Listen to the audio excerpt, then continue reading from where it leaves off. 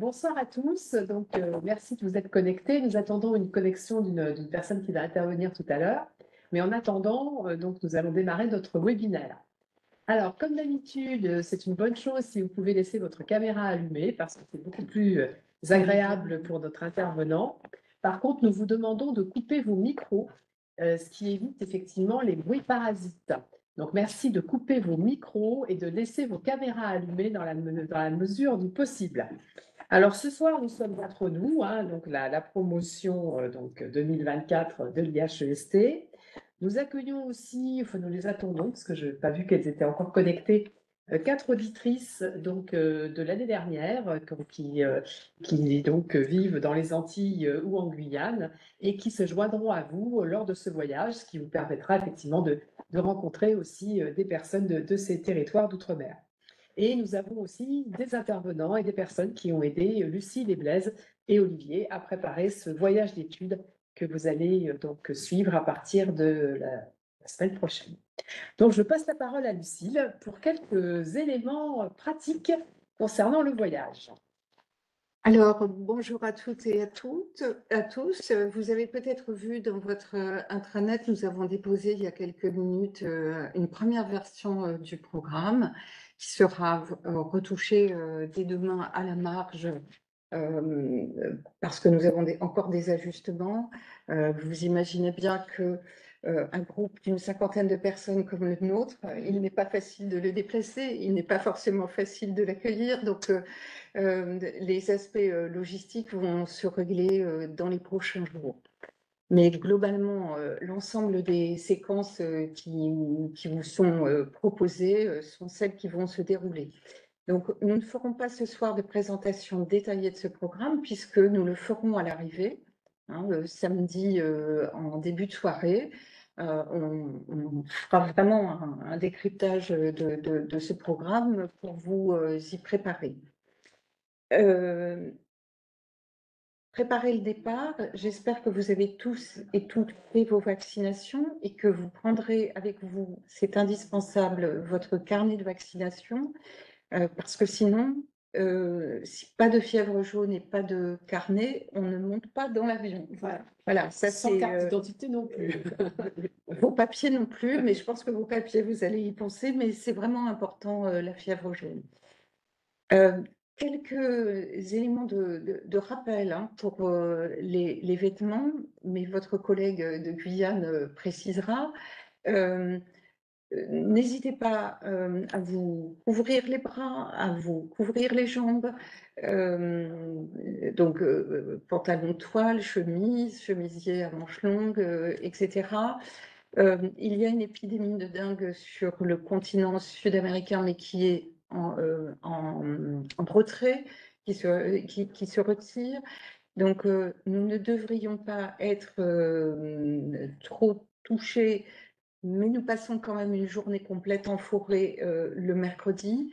Donc, prenez vos précautions, couvrez vos jambes, couvrez vos bras. Quelqu'un a dit écran total, répulsif. Prenez ce qu'il faut pour vous protéger. Répulsif tropical. Répulsif tropical, précise Denis. Autre chose, les billets d'avion. Nous avons acheté des billets collectifs, donc par conséquent, les billets d'avion vous seront distribués pour ceux et celles qui vont dormir à l'hôtel dans le bus le matin avant d'arriver à l'aéroport. Et pour celles et ceux qui nous rejoindront directement à l'aéroport, vous serez accueillis à l'entrée avant d'aller vous enregistrer et vos billets vous seront remis par notre voyagiste reporter. Pour vous accompagner dans ce voyage, nous serons 5.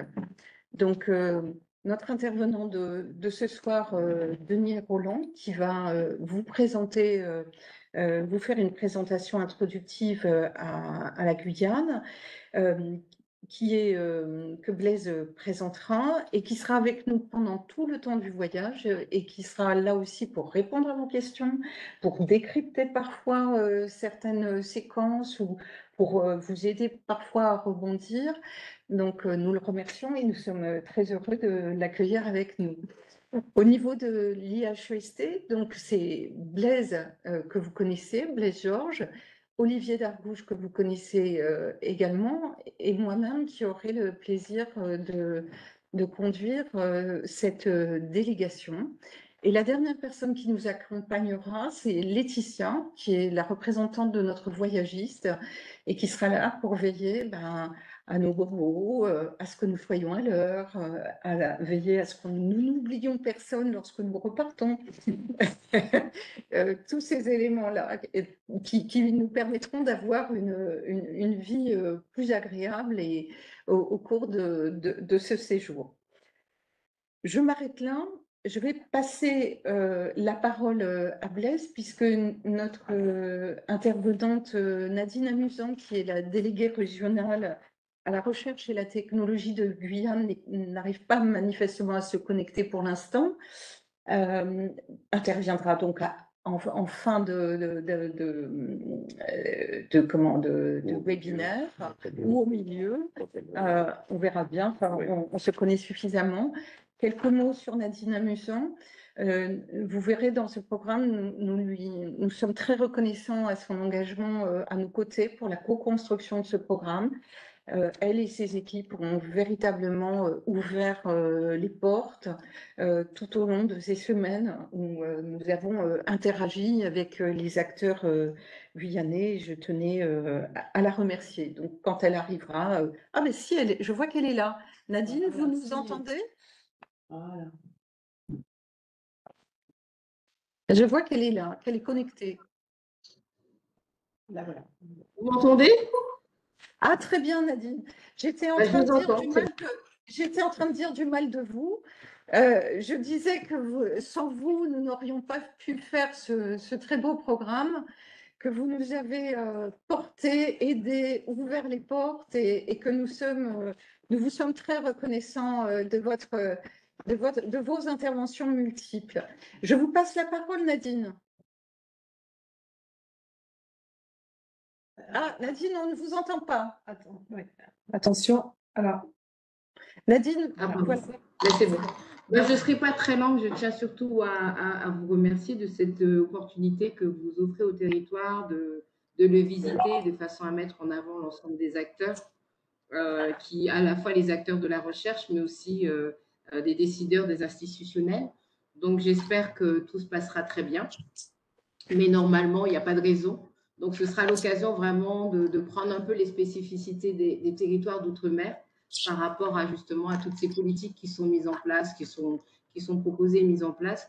Donc, l'idée, voilà, c'est de pouvoir vous approprier tout cela, de voir un peu nos spécificités et de voir un peu ce qu'elles peuvent engranger un peu par rapport à toute la première partie qu'a constitué ce programme de formation.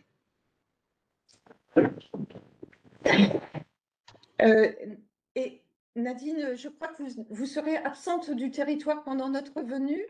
Donc, voilà, donc malheureusement, je ne serai pas présente puisque du coup, je pars en mission du côté de La Réunion et donc j'ai essayé de voir de toutes les façons comment je pouvais éventuellement caler une journée pour pouvoir vous croiser. Mais du coup, c'est assez compliqué.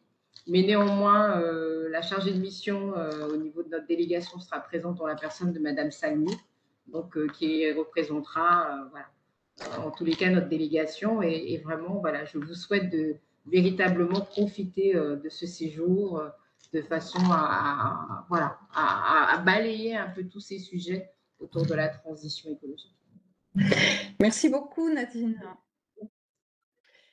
Blaise, à toi la parole. Bonjour à toutes et tous. Donc, nous débutons notre session par un webinaire qui va avoir valeur d'introduction générale à notre voyage d'études. Cette introduction, elle va être assurée par Denis Roland. Hein, comme l'a dit Lucille, va nous accompagner toute la semaine de voyage. Denis Roland est historien, il est professeur des universités, ancien recteur de la Guyane, et inspecteur général de l'éducation nationale, de l'éducation, du sport et de la recherche. Pardon.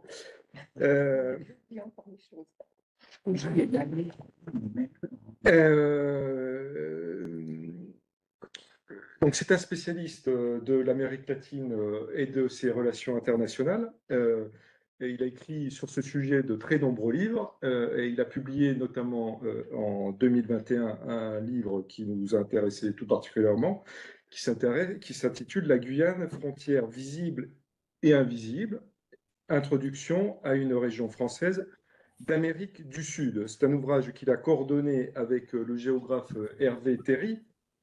Et Hervé Terry a été pendant plusieurs années conseiller scientifique à l'IHEST. Et je voudrais en profiter pour le remercier au nom de l'Institut. Et c'est Hervé Terry qui nous a mis en relation avec Denis Roland. L'intervention de Denis va s'organiser en 2 temps, hein. Il y aura 2 temps d'intervention et ces 2 temps seront ponctués de débats. Donc, comme à l'habitude, comme à chaque webinaire, hein, vous pourrez poser vos questions en cliquant en vous manifestant, en cliquant sur la petite main là, qui est sur votre Levez la main. levez la main. N'oubliez pas de se présenter. Et vous n'oublierez pas, bien sûr, comme toujours, de vous présenter. Voilà, on peut démarrer. Merci beaucoup. Bonjour à toutes et à tous. Merci à l'IHEST de me permettre de vous accompagner. En fait, ça va être ça, de découvrir en même temps que vous.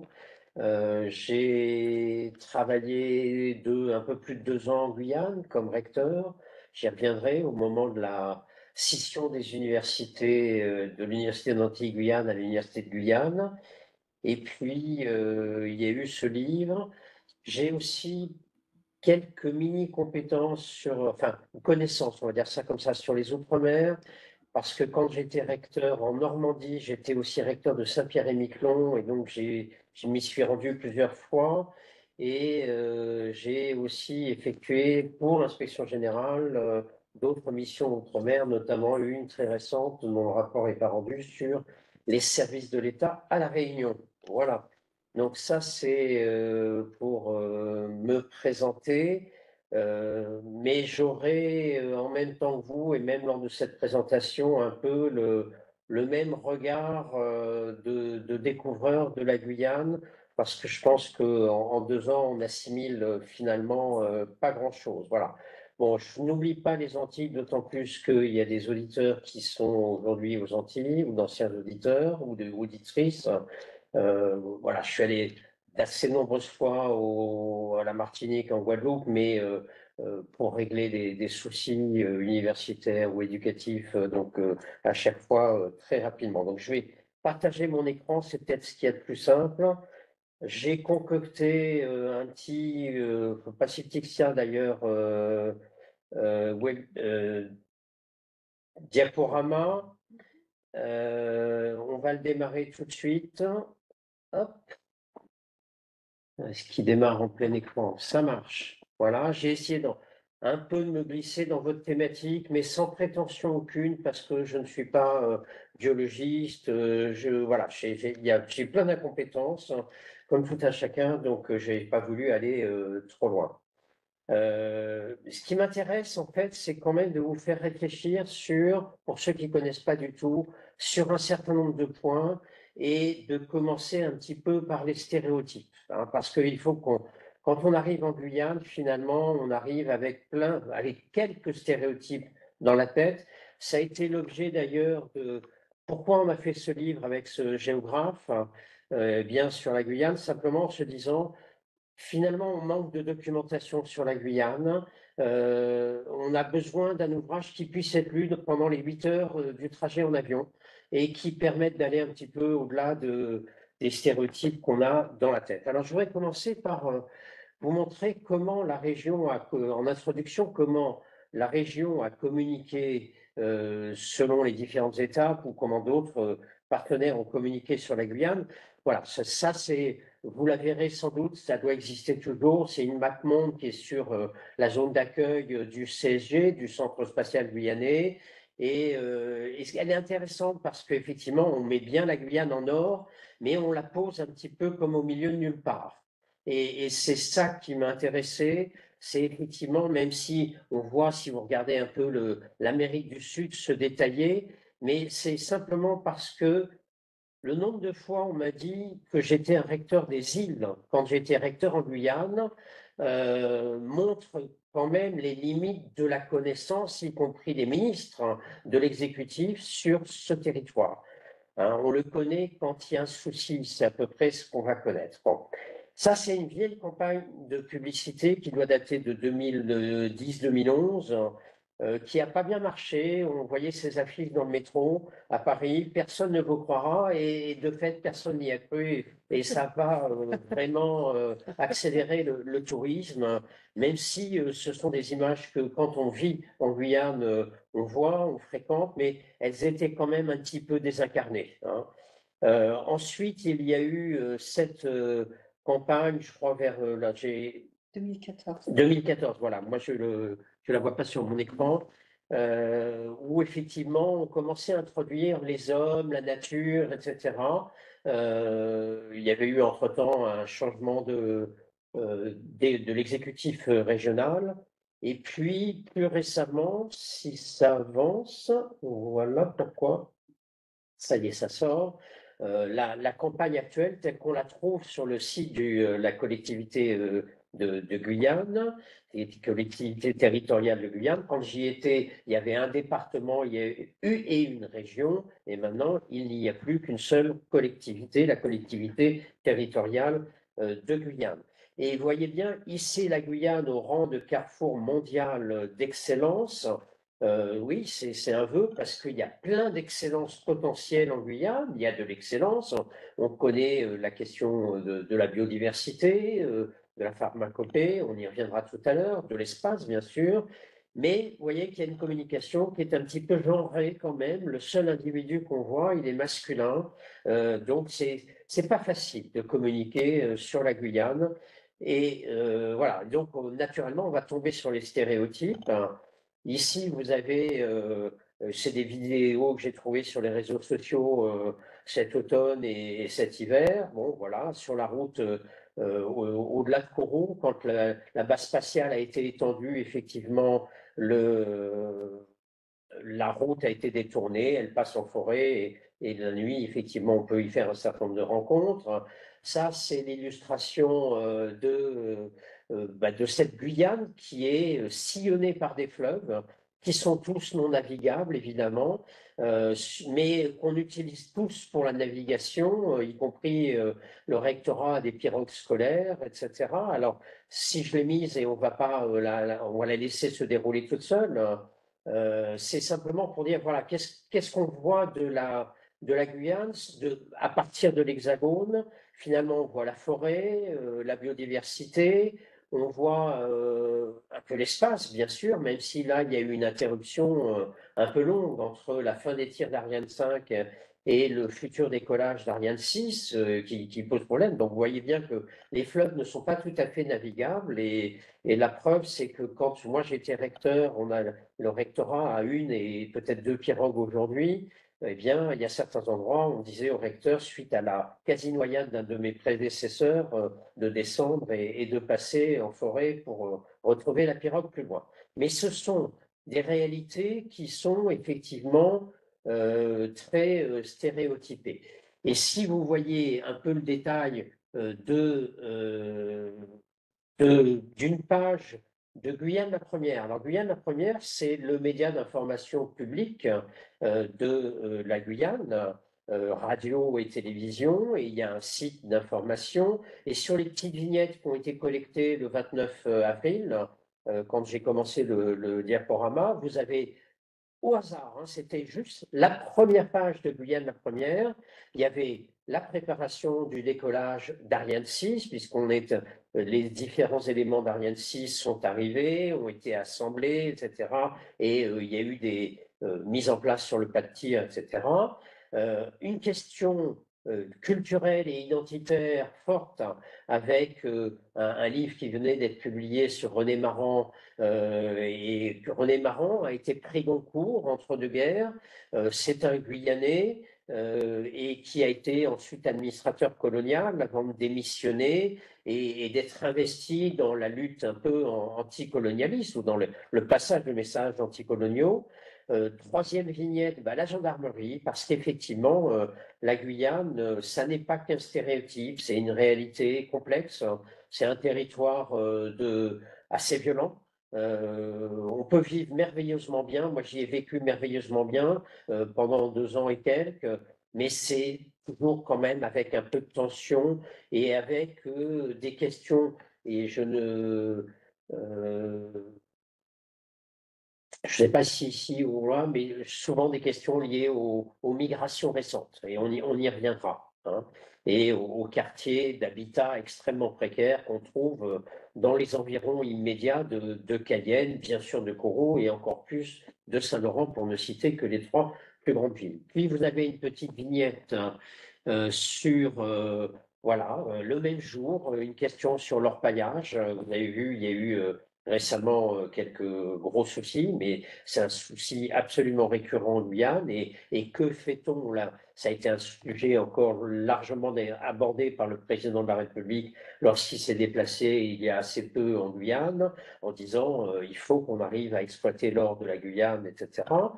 En dessous, vous avez une dernière petite vignette qui aborde, là, c'était vraiment le jour où j'ai cherché, je suis tombé sur vraiment un panel intéressant de l'actualité guyanaise, même s'il y a plein de réalités au-delà de tout ça. C'est dit de 1,8 tonnes de cocaïne au port, voilà. C'est beaucoup, hein, mais il y a un port avec des containers, c'est une tentation. Et on a dit jusqu'à l'automne 23 que dans les avions, il y avait sur le trajet Cayenne-Paris jusqu'à 50 mules qui passaient par jour, par vol d'Air France, 50 mules, avec inévitablement 3 ou 4 qui sont arrêtés, on y reviendra, qui saturent finalement le service de sécurité de l'aéroport, et du coup 47 qui passent. Voilà. Et bon, voilà, donc on y reviendra. Et le dernier élément d'actualité, ce jour-là, c'était l'identité guyanaise au cœur des réflexions de la sphère politique de Guyane. C'est une notion extrêmement importante parce que si vous comparez avec d'autres outre-mer où finalement la population est relativement homogène, où on parle beaucoup de Nouvelle-Calédonie ces jours-ci, bon, il y a 2 éléments essentiels de la population, même s'il y a d'autres minorités. En Guyane, vous avez bien sûr, et on va y revenir, les créoles, mais vous avez plusieurs créoles. Vous avez les créoles guyanais, vous avez les créoles antillais, vous avez les créoles bouches-chinagais, on y reviendra tout à l'heure, et puis vous avez les populations amérindiennes, évidemment, et vous avez des strates nombreuses de populations immigrées. Et puis, vous avez ce qu'on appelle sur place les métros, hein, les métropolitains, les Français de l'Hexagone, hein, donc un panel de communautés extrêmement complexe qui pose des problèmes d'identité. Je vous situe juste un élément. Aujourd'hui, le pouvoir politique local est largement dans la main des créoles guyanais. Les autres communautés commencent à arriver dans des horizons de représentation, mais c'est extrêmement complexe. Et quand on est, comme je pense que je l'ai été, un recteur relativement militant, qu'on se retrouve en position finalement assez régulière d'être un peu en situation néocoloniale, hein, on vous renvoie un regard néocolonial. Bon, ça fait réfléchir à toutes ces questions d'identité, y compris parce que la démographie la plus dynamique, mais on y reviendra, n'est pas celle des créoles guyanais. Hein. Alors, qu'est-ce que c'est que la Guyane? Si on regarde un peu, et encore une fois, je dis ça avec beaucoup d'humilité, je vais fabriquer vraiment ce PowerPoint pour vous. Je ne le montrerai pas en lieu scientifique, hein. J'essaie simplement de débroussailler un certain nombre de choses. La Guyane, c'est un territoire sous l'équateur, vous verrez, avec ce soleil, moi je trouve ça magique, qui se couche systématiquement entre 18h20 et 18h30 toute l'année. Il y a un rythme qui est assez extraordinaire. C'est un territoire qui est grand comme l'Autriche, ou un peu plus petit que le Portugal, hein, mais la meilleure comparaison, c'est l'Autriche. Le Portugal n'est pas loin, et c'est quand même un territoire de 300 sur 400 kilomètres. Hein. Donc, c'est une région comme la Nouvelle-Aquitaine. Aujourd'hui, je vous ai mis des comparaisons chiffrées, et j'ai cherché pour qu'elles soient les plus précises. mais c'est un territoire qui est loin de l'Hexagone, hein. C'est comme d'aller à Paris il y a quelques temps.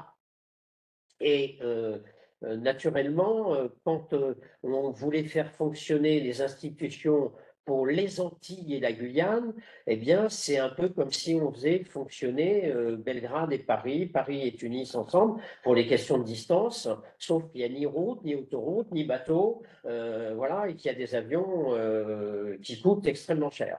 Donc, c'est une thématique d'éloignement extrêmement complexe, mais aussi des représentations complexes. Là, je vous laisse voir si vous avez, alors j'espère que vous ne regardez pas sur votre téléphone parce que vous ne verrez rien, mais quand on représente, y compris les services de l'État, la Guyane, eh bien, on la met comme on peut. Et soit on réduit tous les Outre-mer à la même taille, c'est-à-dire Saint-Pierre et Miquelon comme la Guyane, ce qui est le cas de la première carte. Je sais, c'est pas l'INSEE, mais c'est un département ministériel. À côté, je ne sais plus ce que c'est. Si vous ne le voyez pas, je vais regarder. Oui, c'est Santé publique France. Alors là, on a un peu grossi la Guyane, mais de manière complètement arbitraire, hein. Et puis, vous voyez que pour ce qui est à côté, alors moi, je ne vois plus, là, c'est trop petit, mais c'est un service de l'État. On l'a mis un peu plus petit parce que, voilà, ça ne rentrait pas dans l'écran. Et finalement, il y a très peu de cartes qui donnent une idée réelle de l'échelle de la Guyane par rapport à la France. Ça ne viendrait à personne, l'idée ne viendrait à personne de dessiner la Corse au quart de la taille de la Corse. Donc imaginez bien, notamment les politiques guyanais, dans les représentations qu'ils voient sans arrêt défiler, y compris les services de l'État, il y a des sources d'irritation, d'énervement qui sont réelles, hein, voilà. Alors, naturellement, cette Guyane, elle a une histoire. Et cette histoire, eh bien, c'est l'histoire d'abord d'une colonisation humaine. C'est pas bien daté. Pour l'instant, elle est datée de 7000 avant Jésus-Christ. Ces populations dont on a dit très longtemps qu'elles avaient passé le détroit de Bering, qu'elles avaient descendu les Rocheuses, et qu'à partir de là, elles avaient irrigué un petit peu tout le continent américain. Ces théories-là on les manie avec précaution aujourd'hui. Et en ce qui concerne le peuplement humain, il est là peut-être moins de 7000 jusqu'à ce qu'on trouve des témoignages qui seraient datés, datables de manière plus ancienne. C'est à partir du XVIIe siècle que la France, qui s'intéresse à la région depuis le XVIe siècle, hein, pensons aux expéditions françaises vers le Brésil, Rio de Janeiro, Villegaignon, etc. Eh bien, au XVIIe siècle, la France disperse un peu son horizon, enfin, construit son horizon colonial, mais ça reste d'une population très faible. Les Français ne vont pas parvenir à. Il y a eu plusieurs tentatives de colonisation, mais souvent difficiles et avec peu de survivants. La nature guyanaise équatoriale est un petit peu difficile pour ceux qui arrivent à cette époque-là. C'est assez différent, par exemple, de ce qui se passe dans le pays voisin, le Suriname, où les colons hollandais vont, eux, mettre en place une exploitation plus efficace, plus terrible aussi du territoire, avec des plantations où les esclaves vont s'enfuir assez vite. Donc on va avoir de l'esclavage, une histoire de l'esclavage en Guyane, avec un nombre relativement réduit d'esclaves importés, mais on les voit encore et on les retrouve dans les descendants souvent des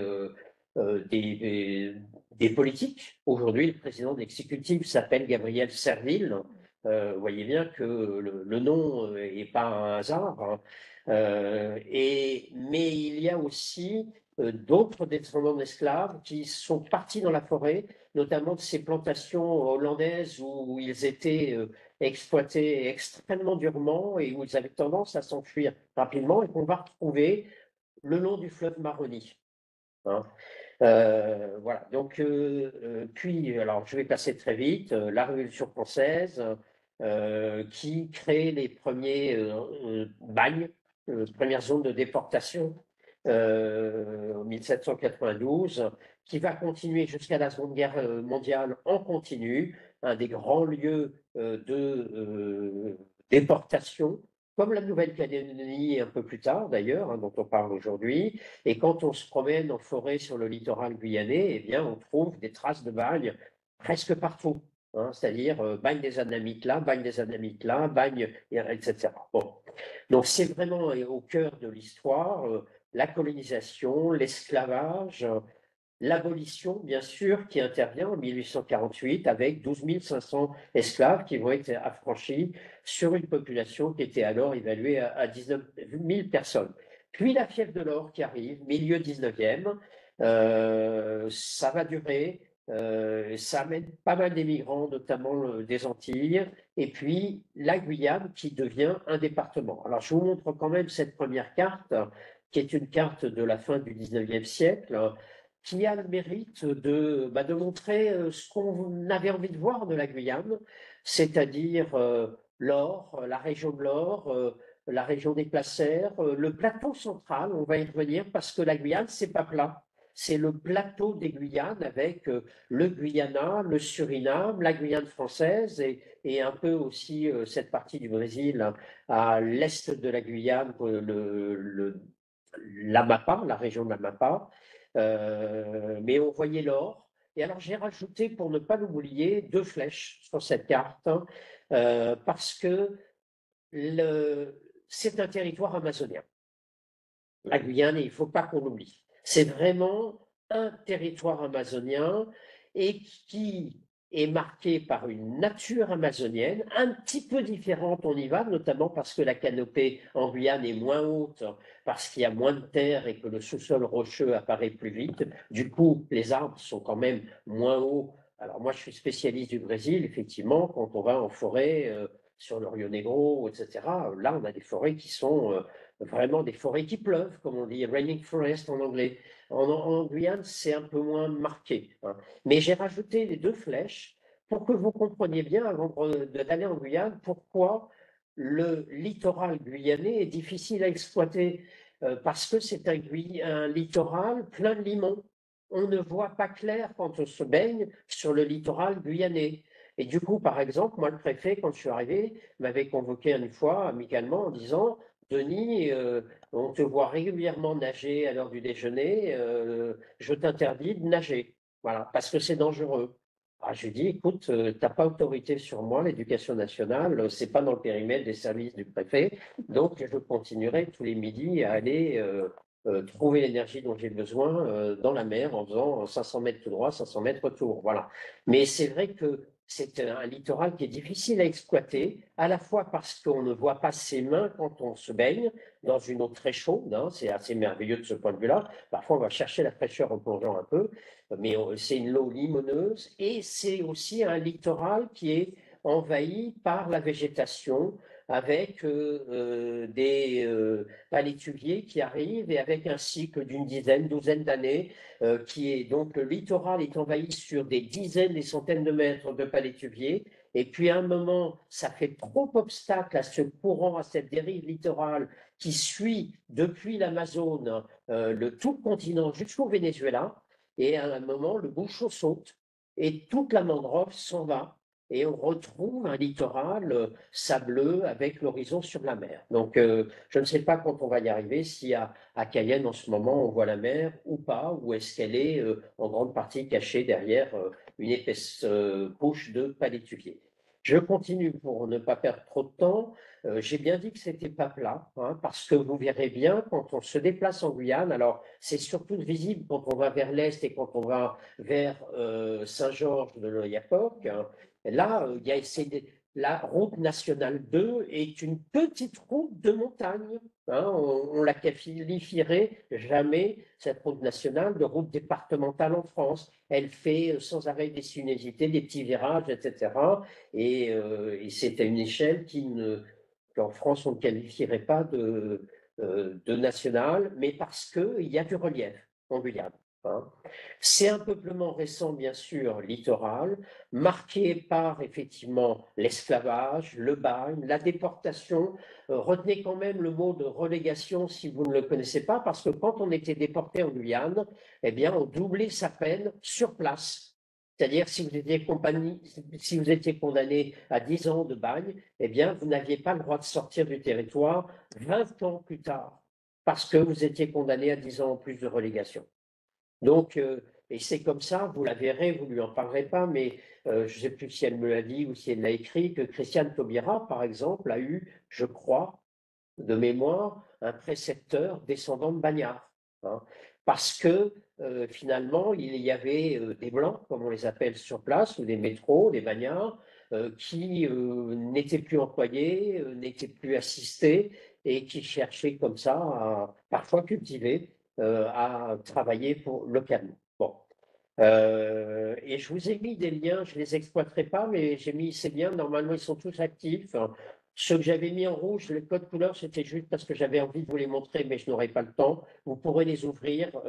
Souvent, c'est des vidéos courtes. Là, je vous ai mis, regardez de 6 minutes 10 à 7 minutes 50 pour voir telle chose, pour la végétation, pour dire, voilà, c'est tout sauf désert, la forêt, c'est tout sauf plat, pour diverses raisons. Le bagne, une petite vidéo. Ah, pardon, je suis arrivé à la fin, je suis obligé de remonter, je ne sais pas ce qui s'est passé. Voilà.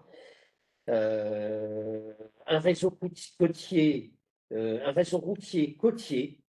Là, vous avez, alors désolé, si les dates s'affichent correctement, contrairement à mon écran, c'est bien. Une idée quand même de la construction récente des infrastructures en Guyane. 2 siècles de colonisation, puisque ça a été ça quand même avant la départementalisation, 2 siècles de colonisation en Guyane et des infrastructures inexistantes. Hein. Et donc, c'est pas exactement, quand on compare la Guyane à Mayotte, bah, c'est assez inadmissible, hein, parce que Mayotte a été reprise dans le giron français il y a quelques décennies. La Guyane, c'est plus de 2 siècles d'appartenance à la France. Et là, on voit bien sur les infrastructures, vous avez ici le tracé de la route nationale 1 qui va de Cayenne à Saint-Laurent-du-Maroni, et juste, elle a atteint Saint-Laurent-du-Maroni par la piste, une piste en 1954, ces dates ont du sens.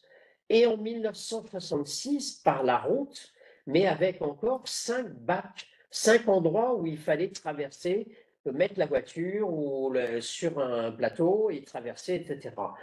Et c'est pas un hasard, c'est le moment où la France perd la guerre d'Algérie, perd l'Algérie, perd le territoire des expérimentations de lancer de fusées, etc. Et donc, on s'intéresse à la Guyane, et donc, il faut commencer à équiper la Guyane. Mais vous voyez ce caractère très tardif de l'équipement. Et la route vers l'ouest, eh bien, elle a été commencée, la moitié a été faite en 2004-2005, elle a atteint Saint-Georges en 2005, et le premier pont sur la Guyane, c'était une décision de Nicolas Sarkozy lors d'une rencontre, je crois, avec le président Lula. Oui, on va faire un pont sur l'Oyapock, et voilà. Un pont qui ne sert pas à grand-chose d'ailleurs, hein, mais j'espère que sur place on me détrompera. Moi, mes informations sont un peu anciennes, parce que déjà il a été construit en 2011 et ouvert seulement en 2017, le temps qu'on se mette d'accord sur les tarifs douaniers, sur ce qui pouvait passer ou pas, le temps que aussi une partie du réseau commercial guyanais fasse en sorte que les gros camions et les transports qui viennent de Guyane, qui viennent du Brésil, ne puissent pas passer, qu'il y ait transbordement obligatoire, taxation, etc. Il y a des choses compliquées. Et un pont qui n'accède pas à une zone très urbanisée du Brésil.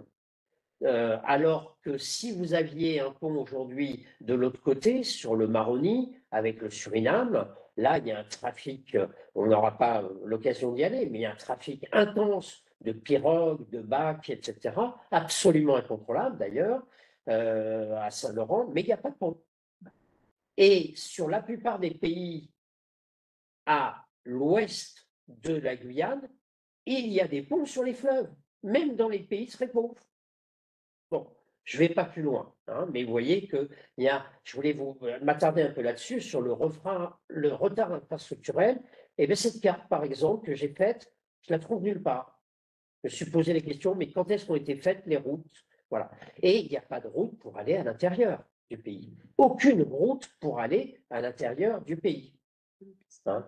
Donc, le seul moyen de transport, c'est la pirogue, mais avec des zones qui sont, par exemple, comme vous avez tout à fait au sud de la Guyane, 3 sauts, eh bien, selon l'état du fleuve, c'est 2 jours ou 3 jours de navigation pour arriver à 3 sauts. Hein. Bon. Voilà, des fleuves non navigables, axes de communication, mais je vous ai montré comment parfois ils étaient dangereux. Il y a des pirogues scolaires, il y a des enfants qui arrivent seuls en pirogue le matin à l'école. Voilà, c'est l'axe de communication pour la navigation officielle et pour la navigation non officielle, pour les orpailleurs, etc. Vous croisez régulièrement sur ces fleuves des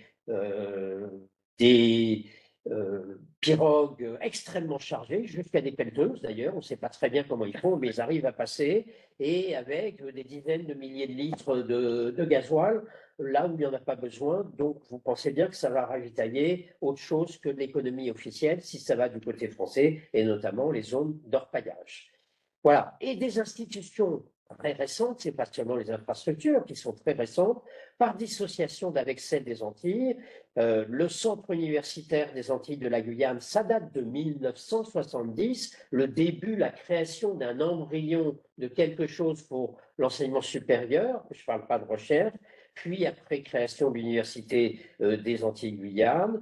C'est pareil, pour l'Académie des Antilles et de la Guyane. Et puis, vous savez que en 2013-2014, il y a eu ce conflit où la Guyane, l'université guyanaise, a demandé sa séparation d'avec l'université d'Antilles-Guyane, parce que c'est vrai qu'il y avait une inégale objective, une inégale répartition des moyens, et que là où il y a besoin en Guyane de formation de cadres à tous les niveaux pour l'ensemble de la sphère économique ou administrative, eh bien, il n'y avait pas de lieu de formation de cadres. Moi, je me suis battu comme recteur en Guyane pour que les élèves de Guyane puissent accéder au concours juste de l'enseignement supérieur, rentrer à Sciences Po, rentrer, etc., sans avoir à payer le voyage vers les Antilles dans le meilleur des cas, mais la plupart du temps jusque dans l'Hexagone. Et donc faire en sorte qu'il y ait en Guyane des centres d'examen. Enfin, bon, mais tout ça est extrêmement compliqué et quand même un très gros retard de cette région qui est à 300 000 habitants aujourd'hui en matière d'infrastructure. Et du coup, eh bien, je ne sais pas si on rencontrera Gabriel Serville, le président de la collectivité, qui est un ancien proviseur de lycée, donc que j'ai bien connu dans d'autres fonctions, et enseignant de lycée professionnel, mais voilà, on pourra entendre, et de manière non illégitime, vous voyez que je suis un petit peu prudent quand même, un discours en disant que la France a surtout équipé la Guyane au moment du développement de Kourou. Et je vous donne un dernier exemple pour passer à la diapositive suivante, mais vous voyez qu'à Kourou, entre Cayenne et Kourou, il y a une route qui est maintenant plutôt une belle route, ça s'est transformé. Et puis entre Cayenne et à Kourou, il y a 2 routes. Mais en fait, sur cette carte, c'est faux. Hein. C'est une carte touristique, mais c'est faux parce que la première route qui est le long du littoral, quand la base spatiale a voulu s'étendre, eh bien, elle est rentrée au cœur de la base spatiale.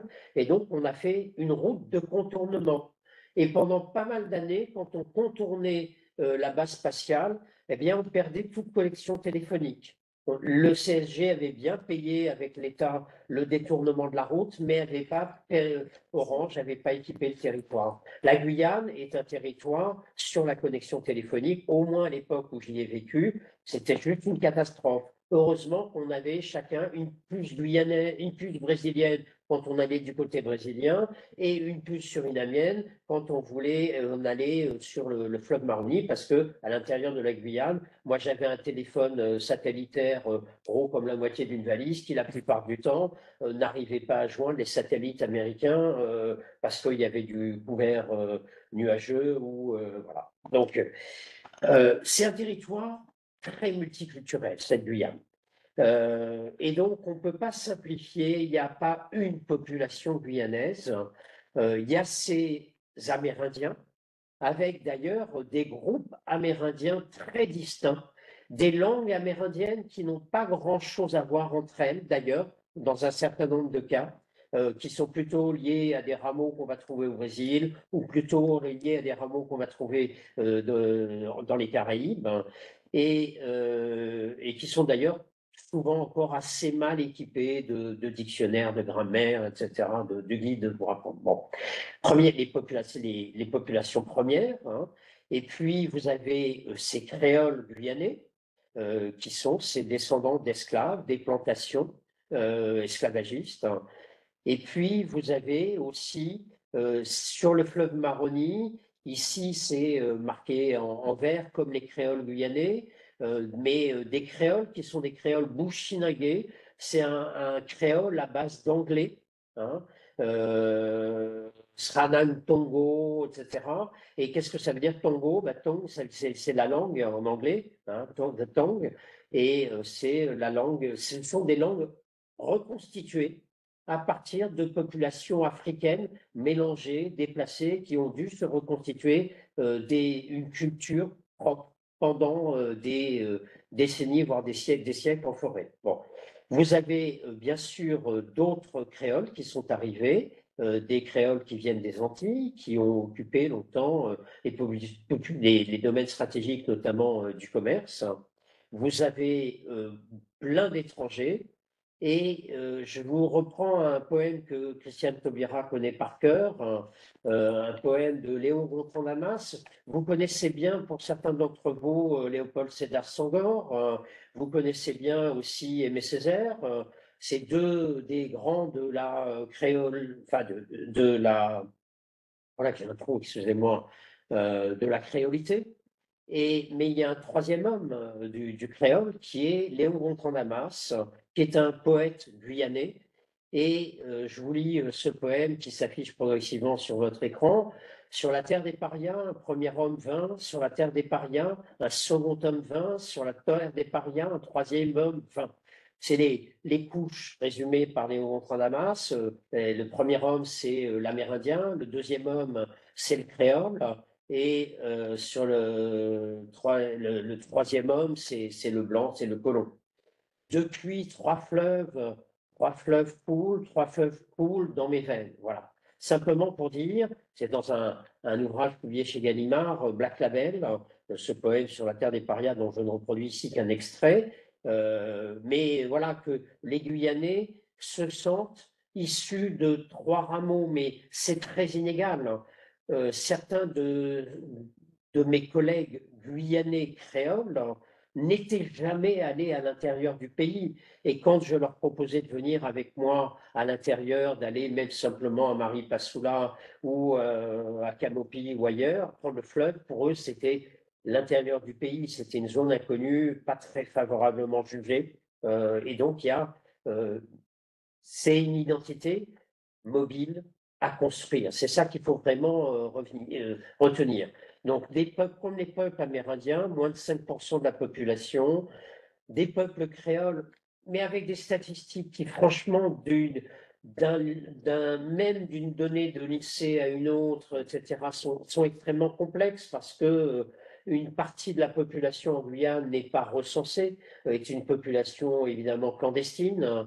Donc tout ça, c'est compliqué. Créole guyanais, peut-être 30%, créole antillais, peut-être 5%, créole bushinagé, dernier chiffre de l'INSEE, 6%, j'y crois pas une seconde, c'est beaucoup plus que ça, avec une démographie qui est très très dynamique aujourd'hui. Et puis, ce qu'on appelle dans certains cas les Européens, ou ce que l'INSEE parfois me désigne comme ça, 13%, dont les métros et des Blancs guyanais qui ont fait souche et qui sont là depuis parfois des décennies, hein.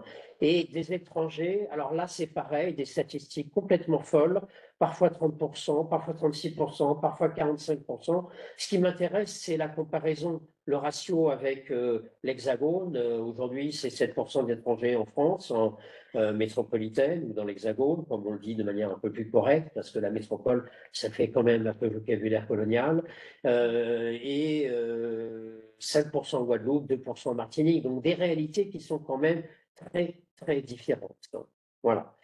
Si je passe à la diapositive, alors je ne sais pas, j'ai peut-être passé autre chose. Non. Voilà, parmi les étrangers, c'est une chose qui était importante, beaucoup de Surinamais, beaucoup de Brésiliens, beaucoup d'Haïtiens, beaucoup d'Asiatiques, mais vous trouverez, moi ça a été ma grande surprise, première arrivée à Maripasoula, finalement on parle espagnol à Maripasoula, parce que c'est plein de Péruviens, de Colombiens, de Vénézuéliens, etc., qui sont là pour leur paillage en fait, hein. Vous allez à la caisse du supermarché la plupart du temps sur la côte, vous allez parler au moins à Cayenne ou à Rémy, vous allez parler portugais. Voilà, donc des langues qui m'étaient familières. Et du coup, vous avez une Guyane où se pose un problème de plurilinguisme ou de multilinguisme, hein, et avec des qualifications linguistiques qui se dépendent d'un scientifique à un autre, langue interne, langue externe, langue transfrontalière, mais il y a au moins 20 langues de parler en Guyane aujourd'hui, plus la langue des étrangers, hein. Et donc, vous avez une question de scolarisation, de formation, qui est une question fondamentale. Et le français, souvent, est une langue de scolarisation ou une français langue seconde. Parfois même une français langue étrangère. Et il faut s'y habituer, c'est comme ça. Et naturellement, notamment pour les créoles guyanais, la question de la langue créole est un vrai problème. Parce que ce créole guyanais est en voie progressive de submersion par d'autres créoles. Et donc, on s'interroge quand même quand on voit ces origines de population, ce multilinguisme.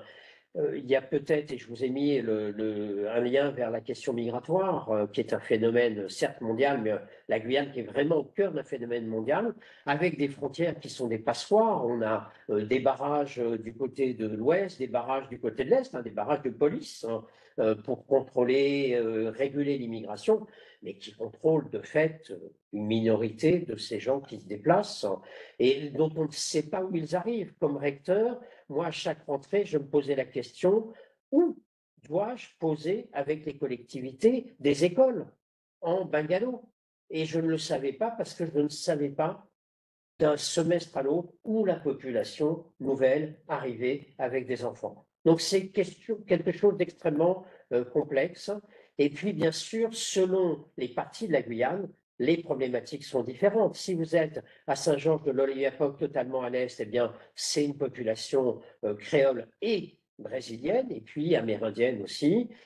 Si vous allez à Cayenne, population très diversifiée, comme vous l'avez ici sur les langues déclarées comme parlées. Et puis, vous avez Saint-Laurent-du-Maroni, l'inverse, hein, vous avez effectivement, là c'est marqué par une linguiste Nengue, mais Nengue, c'est langues du fleuve, hein, assez diverses en fait, le Djouka, d'autres langues, hein, la Luku, et voilà. Donc on va se diriger très vite vers le temps pour vous donner la parole, un territoire jeune en évolution rapide. Voilà une pyramide des âges qui est encore très élargie à la base, en partie en raison de l'immigration, mais en partie aussi à cause du solde naturel, notamment des populations bushinagé. C'est bushinagé, oui, d'où ça vient? Bush, la forêt, hein, Nengue, les langues.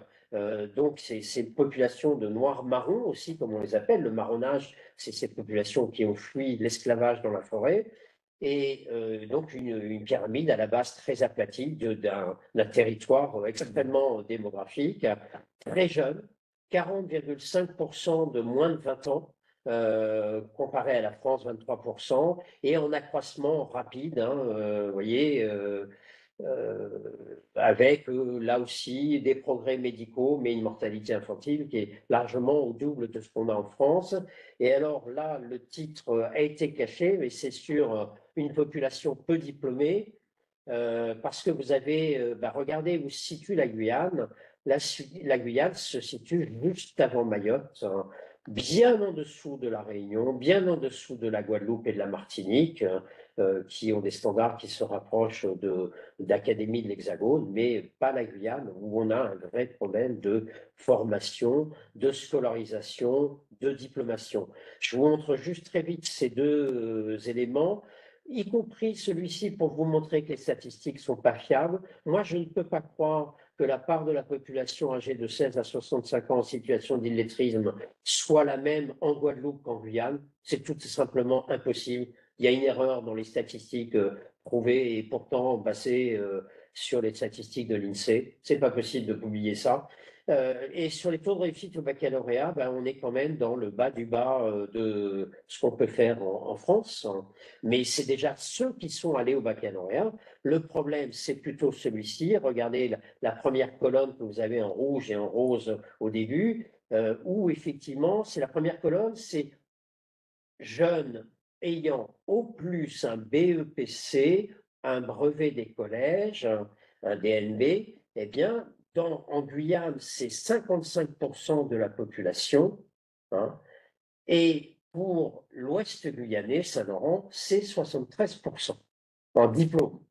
Donc là, vous avez des statistiques qui sont très accusatrices et qui montrent l'urgence de doter la Guyane, mais c'est récent, d'infrastructures, je vous le rappelle ici, hein, avec la création de l'IUT de Kourou seulement en 86-88. Et heureusement qu'il y a eu le CNES pour demander la création d'un IUT sur 2 formations, électrotechnique, je crois, etc., mais il a vérifié. Et puis, vous voyez, l'Académie de la Guyane, tardivement créée, puis ensuite l'ESP de Guyane, qui est une création récente sur 2 sites, parce qu'on avait une SP pour la formation des enseignants à Cayenne, mais il faut aller chercher aussi les enseignants potentiels là où ils sont. Donc, je vous laisse la parole pour un premier temps de discussion. Donc, vous pouvez lever la main. Peut-être arrêter votre... Ça me permettra de voir les mains levées, sinon. En général, on les voit bien.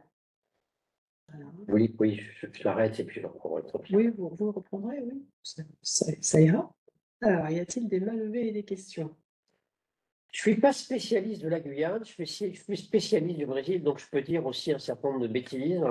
J'ai un discours un peu militant parce que on ne ressort pas de 2 ans de haut fonctionnaire en Guyane si on est un être humain normal sans avoir été interpellé, bousculé, voilà, parfois bousculé vivement, oui. Nous allons passer la parole à Marie. Vas-y. N'oublie pas de te présenter, hein. On t'entend On pas. t'entend pas, Marie. Ouais, il faut que tu remettes ton micro.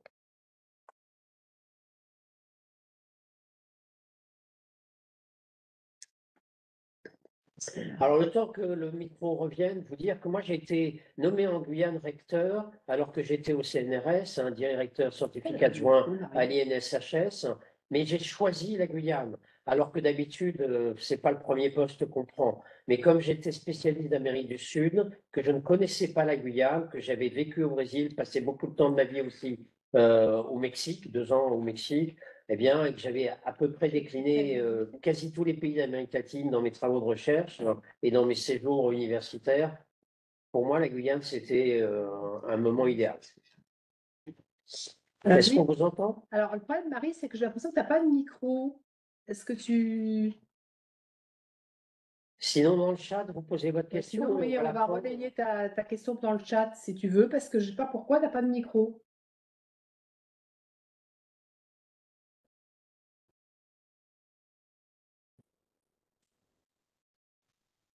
C'est peut-être parce que tu es connecté en tant qu'invité, non? Il y a une deuxième main. Est-ce que vous avez vu le PowerPoint défiler d'ailleurs? Parce que je vois qu'on est resté sur la description de la Guyane. Non. Non, c'était un échange entre eux. D'accord. On peut c'est pas peut-être donner la parole à... Bon, alors, en attendant que Marie écrive sa question, on va donner la parole à Sandrine. Allez, Sandrine. Oui, bonjour. Donc, moi, je suis Richard Sandrine. Je travaille au CNES, au Centre national d'études spatiales. Et je suis en Guyane depuis 33 ans. Je suis arrivée pour faire ma thèse en Guyane. Et c'est vrai que Je vous remercie pour votre présentation parce que le reflète J'aurais dû faire la effectivement. conférence. Mais merci pour la présentation parce que le reflète tout à fait, le reflète très bien la Guyane et son histoire. Et c'est vrai que moi je suis arrivée donc en 1991 et je ne savais pas trop vraiment où j'allais parce que, comme vous le dites, c'est ma grand-mère m'a même dit, «Ah mais tu pars, dans les îles», hein, c'est bien l'image qu'on avait de la Guyane à l'époque. Et je lui ai expliqué que non, c'était pas dans une île et que c'était, dans le continent sud-américain. Donc il y a encore du travail à faire parce que je pense qu'il y a encore des gens qui pensent que la Guyane, c'est une île. On en a eu l'expérience il y a quelques années, par nos politiques et mais merci en tout cas pour votre présentation parce que je pense qu'elle positionne bien le sujet et ça sera très bénéfique pour les collègues qui vont venir en Guyane pour, s'approprier, justement ce territoire qui, pour ma part, ne m'a pas du tout laissé insensible, vu que j'y suis restée et que et je compte pas la quitter de sitôt. Voilà. En tout cas, merci beaucoup. Alors, la question de la collègue, c'est y a-t-il des velléités indépendantistes ou pas du tout? C'est un peu compliqué, mais Christiane Taubira elle-même a fait partie à un moment d'un mouvement qui était assez indépendantiste. Et vu de l'Hexagone, lorsque moi j'étais plutôt dans cette mouvance-là, finalement, on considérait dans les années 80, 70-80, qu'il y avait encore des territoires à décoloniser en France, hein. Bon, et il y a eu ça aux Antilles. Bon, ça c'est indépendantiste, encore faudrait-il que la Guyane ait les moyens de son indépendance. Et aujourd'hui, c'est compliqué. Vous retirez le CNES en Guyane et c'est juste une catastrophe. Les ressources de la collectivité territoriale sont largement liées, on y viendra tout à l'heure, mais à l'octroi de mer aussi, aux subventions de l'Hexagone et à l'octroi de mer.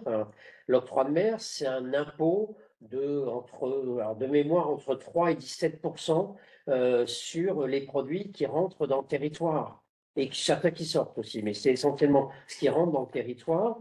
Mais parce que voilà, le développement de la Guyane est encore largement à venir. Alors, voilà, en off, et je voudrais bien que ça reste en off, autour de la collectivité territoriale de Guyane, je pense que il y a un certain nombre de collègues qui sont assez radicaux. Dans l'Ouest guyanais aussi, on voit ces mouvements assez radicaux qui militent pour une autonomie. L'un des grands discours qu'on entend, mais j'y viendrai peut-être en conclusion si on a le temps, c'est pourquoi finalement on n'est pas aussi développé que la Réunion, par exemple, ou que les Antilles. Qu'est-ce qui se passe? Pourquoi on donne à la Corse autant d'autonomie? Christiane Taubira et Gabriel Serville se sont exprimés assez violemment au moment où l'exécutif français récemment renégocié le statut de l'île, etc., en disant mais on se fiche de qui? Et nous, qu'est-ce qui se passe en Guyane? Donc il y a un discours qui ne va pas nécessairement jusqu'à l'indépendantisme, même s'il y en a, moi j'en connais un certain nombre du côté de l'Ouest guyanais qui sont, voilà, rigoureux, vifs, etc., que même escalité de recteur j'ai rencontré, mais qui sont parfois aussi séparatistes. Dans l'Ouest guyanais, il y a des gens qui travaillent de manière un petit peu obscure à rassembler une forme de Guyane élargie autour du Suriname, etc. Donc c'est assez compliqué. Donc voilà, j'ai une réponse mi-fil, mi-raisin. Autre question? Alors, Christophe Perfit, on va vous passer donc la parole. Donc, Lucille me dit que vous êtes donc le directeur de l'Institut Pasteur et une des personnes que nos auditeurs vont rencontrer. Si vous pouvez mettre votre caméra, ce serait formidable. Bonjour, donc merci de me donner la parole. Alors moi j'ai plus aussi un commentaire à faire plutôt que poser vraiment des questions, mais je remercie beaucoup le conférencier et l'intervention parce que c'est très pertinent. Moi je sais que j'avais préparé 4 diapositives au cas où. Alors je ne sais pas si je le fais passer ou je les présente ou je fais simplement des petits commentaires comme ça. Parce que je m'étais mis dans la peau de ceux qui ne viendraient pas à l'Institut justement le visiter. Qu'est-ce que vous pensez? Allô? Ah, on a une petite Oui. coupure. Voilà. Est-ce qu'on peut partager l'écran Oui, oui, vous pouvez partager Vous l'écran. pouvez partager l'écran, Monsieur Perfit. Normalement, Alors, pour qui est partager, connecté passer en à temps. l'application de bureau, il faut que je fasse le truc, donc je ne peux pas. Vous ne pouvez pas. Attendez, Non. on va Mais essayer. commenter. C'est pas grave. Portez-vous commentaire. Je ne peux pas le faire. Bon, ce n'est pas grave. En fait, je voulais présenter 4 diapositives qui donnaient quand même un éclairage légèrement différent, parce que en fait, l'Institut Pasteur de Guyane, dont je suis le directeur, est une institution relativement ancienne, parce qu'il y a déjà Oui, plus, c'est vrai. il y a plus de 80 ans que nous sommes là, officiellement en tant qu'Institut Pasteur, mais qui succède à l'Institut d'hygiène et de santé publique, en fait, qui date dès 1914.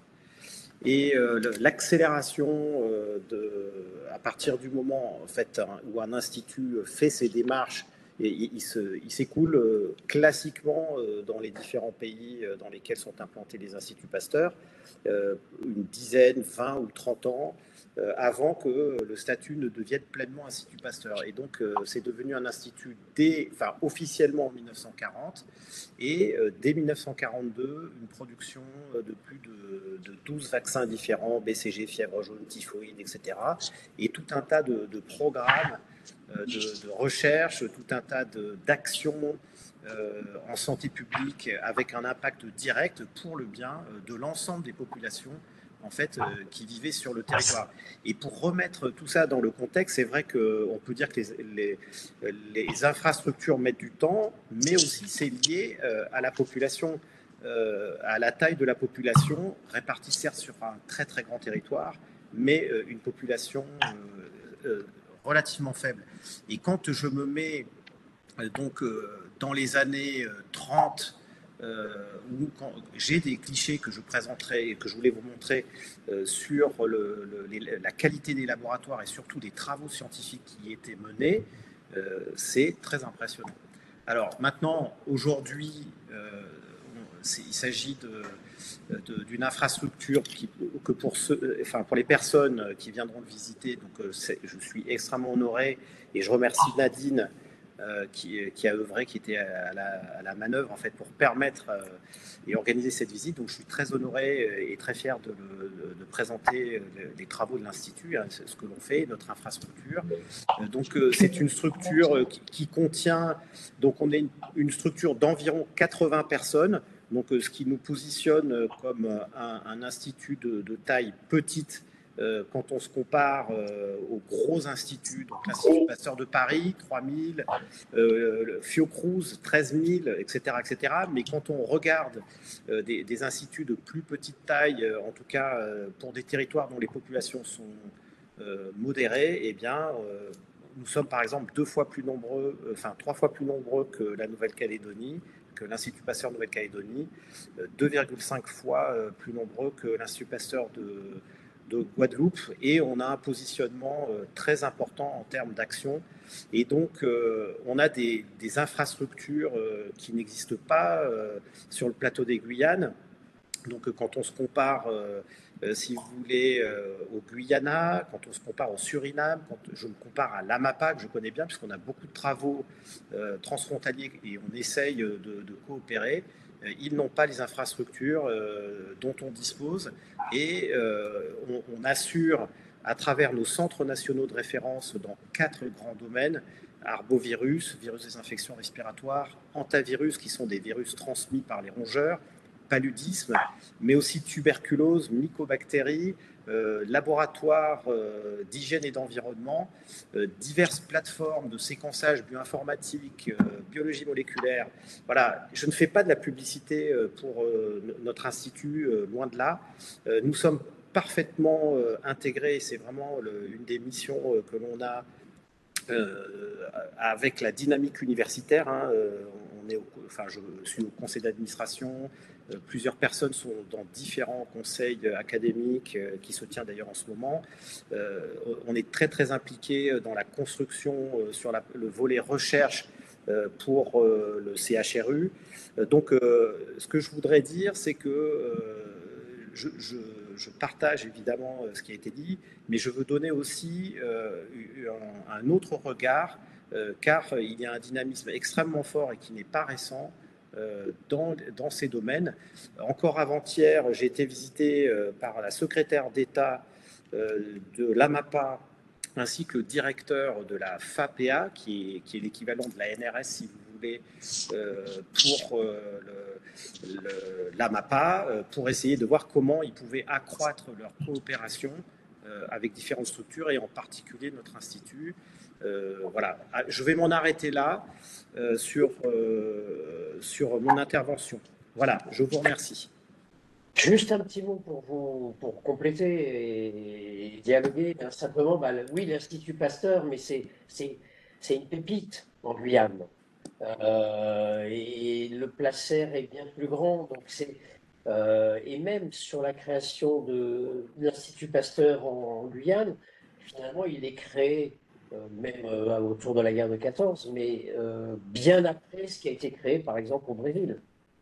Donc la diffusion de l'Institut Pasteur, c'est franchement, moi je l'ai vécu, Pasteur en Guyane, c'est super, mais c'est une pépite qui n'a pas été suivie de beaucoup d'autres choses. Et puis là aussi, on rentre au cœur du débat un peu politique ou social ou identitaire en Guyane. Quand on compare la Guyane au Suriname, à la Mapa, au Guyana, sur place, ça fait mal.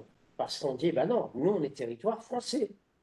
Donc, on n'a pas à être comparé au territoire des Xème pays les plus pauvres du monde.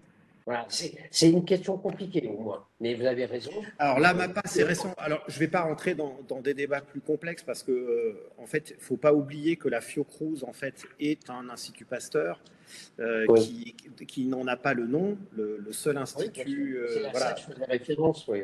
Voilà, et qui est très ancien, hein, puisque c'est un des élèves. C'est 19e. Voilà, c'est ça, 19e. Et puis, vous avez aussi un autre institut Pasteur récent qui a mis 40 ans, c'est l'Institut Pasteur de São Paulo. Les comparaisons sont les mêmes avec l'Amazonia, le Rondonia, etc. En fait, ce que je veux dire, c'est que dans nos domaines, en termes de production d'étudiants en thèse, et d'ailleurs l'adjointe de Nadine ne démentira pas ça, hein, puisque c'est entre guillemets, c'est un grand plaisir pour nous, c'est un pur produit d'une étudiante en thèse à l'Institut qui a fait un parcours absolument remarquable. Tous les étudiants qui viennent ici, pratiquement, trouvent des emplois qualifiés de haut niveau en Guyane, et on en a environ 4 par an. Alors certes, l'échelle semble faible, mais dans la mesure des moyens de la contribution de notre institut, je pense qu'il y a quand même des zones lumineuses, et puis il y a tous les autres organismes de recherche qui ont un excellent niveau, chacun dans leur thématique, puisqu'on a des coopérations, et d'ailleurs vous serez étonnés quand vous verrez la régénération de la mangrove, si j'ai le plaisir de vous recevoir, où on étudie ces programmes avec l'IRD, avec l'IFREMER, avec le CNRS, où on a un programme conjoint d'études sur plusieurs années d'écosystèmes absolument passionnants. Voilà, je vais donner cet écho positif. Donc, merci. On suit. La Guyane, c'est bien un territoire effectivement pauvre, voisin de pays plus pauvres. Ça, vraiment, c'est ce que je veux vous montrer ici. Vous voyez la situation du PIB de la Guyane, juste au-dessus de Mayotte, hein, par rapport à l'Île-de-France, à Auvergne-Rhône-Alpes. Sur l'emploi, quand même, moins d'un Guyanais sur deux est en emploi aujourd'hui. Donc, c'est toute la question aussi de l'emploi informel en Guyane. Et qui pose des problèmes extrêmement complexes. Je vous en donne un exemple que j'ai vécu.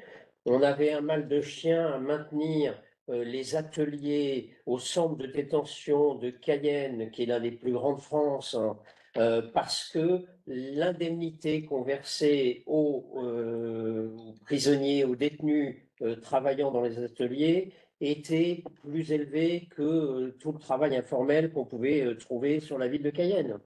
Donc, c'est effectivement des choses compliquées. Une collectivité pauvre puisque ben voilà, c'est une des spécificités dans les Outre-mer. Le RSA est à la charge de l'État parce que la collectivité de Guyane n'arrivait pas à y subvenir, alors que normalement, c'est de la charge, si je ne me trompe pas, du département, hein. Et puis des indices de développement humain qui sont souvent, ou les PIB par habitant, si on compare à la région, plus proches justement des zones voisines que de l'Hexagone, hein, ou que des autres territoires d'outre-mer. Donc ça, c'est vraiment quelque chose qui interroge le fait que le développement de la Guyane soit à ce point aujourd'hui en difficulté. Donc d'où ça vient? Je ne vais pas rester 2 heures sur les questions économiques. Il y aura des gens bien plus compétents que moi qui vont en parler pendant le voyage. Mais la Guyane, ce que je voudrais que vous voyez sur cette carte, était faite par Hervé Terry et d'autres, c'est d'abord la ligne marron qui est la ligne d'exploitation, en petite tirée, la ligne d'exploitation du bois, hein. Potentiellement, tout ce qui est entre la mer et, sauf certaines réserves, et cette ligne marron devrait être exploitable. Et en fait, la forêt est très peu exploitée en Guyane. L'État, les collectivités subventionnent les scieries, dont certaines sont en difficulté économique selon les moments. Et la forêt guyanaise est comme la forêt amazonienne, elle est difficile à exploiter. Il faut faire des percées, il faut aller chercher l'arbre qui nous intéresse à tel endroit. Et pour faire le sillon, c'est compliqué. Il n'y a pas toute l'infrastructure derrière aussi pour valoriser ces choses-là. Et on aboutit à des absurdités suprêmes en Guyane. Moi, quand je suis arrivé à Maripasoula, dans l'internat que mon prédécesseur venait de faire construire pour les collégiens à Maripasoula, eh bien, on avait fait venir, toutes les portes étaient équipées d'algoplans, hein, des portes en algoplan, vous savez, du plaquage de bois sur une armature, etc. Au bout de 15 jours, toutes les portes étaient complètement explosées à 100% d'humidité, évidemment. Donc c'est voilà. Et le résultat, c'est qu'une partie d'ailleurs du commerce du bois se fait de manière clandestine par les fleuves. On apporte du bois des pays voisins, notamment le Suriname. Bien. Alors le bois. Ce qui est intéressant dans cette carte qui s'appelait, vous l'avez, Organisation et aménagement de l'espace guyanais, finalement l'agriculture est même pas mentionnée aussi, tellement c'est petit. Pourtant, la Guyane a fait des efforts sur l'agroalimentaire, etc. Mais là, ça n'apparaît même pas. Ce qui va apparaître, c'est les espaces forestiers, les espaces exploitables ou pas, les zones aurifères que vous avez entourées de violets au milieu de la carte, hein. Et puis, il y en a certains autres plus proches du littoral, qui sont les zones où l'essentiel de l'exploitation de l'or se fait de manière informelle. Je passe aux questions d'environnement et de recherche, mais je vous laisserai regarder cette diapositive peut-être tranquillement, y compris avec les liens que j'ai essayé d'y inscrire. Mais 1200 arbres, espèces d'arbres différentes en Guyane, 700 espèces d'oiseaux, etc. Je vous ai mis des grenouilles d'Indromax, si je ne dis pas de bêtises, parce qu'on les voit assez facilement dès qu'on marche en forêt. Elles sont bleues, elles sont jaunes, elles sont oranges. C'est voilà, 132 espèces d'amphibiens et on n'est pas sûr qu'elles soient toutes recensées aujourd'hui. Et puis les invertébrés, quand même, l'idée aujourd'hui, c'est que on pense que la richesse du patrimoine écologique de la Guyane, il est à la hauteur de celui de Bornéo ou celui de Sumatra. Vous avez le parc amazonien de Guyane, qui a été une création très tardive, hein. Je vous ai mis la référence. Le premier parc en France, c'est le parc de la Vanoise, 1963. Et c'est seulement en 2007 qu'a été créé le parc amazonien de Guyane, après je sais pas, peut-être plus d'une décennie de gestation. D'ailleurs, ça a été extrêmement compliqué, et qui couvre 40% de la superficie de la Guyane, et qui est une zone complexe vis-à-vis des politiques et complexe vis-à-vis de sa protection aussi, hein. Puis vous avez des laboratoires, des plateformes, des groupements spécialisés, mais je vais vous donner juste un exemple qui remonte à mon activité au CNRS. C'est lorsqu'on a voulu créer, lorsque les premiers LABEX ont été mis en route J'étais au CNRS ou à l'INSHS à ce moment-là, l'Institut national des sciences humaines et sociales à Paris, et on s'est battu comme des diables à quelques-uns pour arriver à ce que la Guyane ait un LABEX. Parce que les critères faisaient que ça passait pas, parce qu'il n'y avait pas la masse critique de chercheurs sur place, etc. Mais si on raisonne sans arrêt comme ça, c'est exactement comme la création de l'université. Quand je suis allé plaider la cause de la création de l'université auprès de la ministre Geneviève Fierazzo et de François Hollande, en leur disant il faut créer cette université, il n'y a pas de choix. On m'a répondu, mais comme on vient de l'entendre avec le collègue de l'Institut Pasteur, mais il n'y a pas la démographie. Oui, sauf qu'on était à 250 000 habitants. Maintenant, on est à 300 000. Et que les 500 000 habitants, ben, on voit l'horizon pointer quand même de cette démographie. Et si on veut que la Guyane se développe, et des cadres, et de la recherche, et une recherche scientifique de haut niveau, etc., eh ben, il faut qu'il y ait des cadres locaux. On voit bien, par exemple, dans certains domaines comme l'ethnologie, l'ethnolinguistique, etc., il y a pratiquement plus de jeunes chercheurs, on a du mal à en trouver, etc. Ça n'intéresse plus grand monde. Et il y a plein de domaines comme ça où il faut que ça vienne du lieu. Il faut qu'on arrête de tout importer, même la science, d'une certaine manière, de la métropole. Donc c'est en route, heureusement, et je vous laisserai découvrir ça sur place, puisque c'est largement le thème de ce qu'on va découvrir, ou pour moi redécouvrir ensemble. Mais c'est une économie dépendante, hein. Là, je vous ai mis des statistiques de 2019 sur la répartition de la valeur ajoutée. Ben, on voit que c'est énorme pour les services marchands ou non marchands, et que côté industrie, 5%, construction 5%, agriculture 4%, c'est pas grand-chose, énergie, déchets. C'est pareil sur l'emploi. Vous avez, là, c'est des statistiques un petit peu plus récentes de l'INSEE. Je vois pas la référence, mais je les ai trouvées. Voici. INSEE 2022. Voilà, vous voyez, essentiellement du tertiaire, tertiaire marchand, tertiaire non marchand, un petit peu la construction, et puis peu de choses pour l'industrie. Et qu'est-ce qu'on met dans l'industrie? On va mettre de la transformation, peu d'industrie, et puis il y a le CNES, voilà, qui va apparaître dans ce domaine-là vraisemblablement. Donc quelque chose qui ne ressemble pas du tout à la France hexagonale. Si vous avez la carte qui est à côté, bien, c'était pour vous rappeler la filière bois guyanaise, c'est la troisième filière économie de Guyane. La filière or, on dit qu'elle n'est pas développée, mais elle se développe toute seule, dans l'illégalité la plus totale. Alors, avec une question qui n'est pas résolue, préservation de l'environnement contre exploitation aurifère,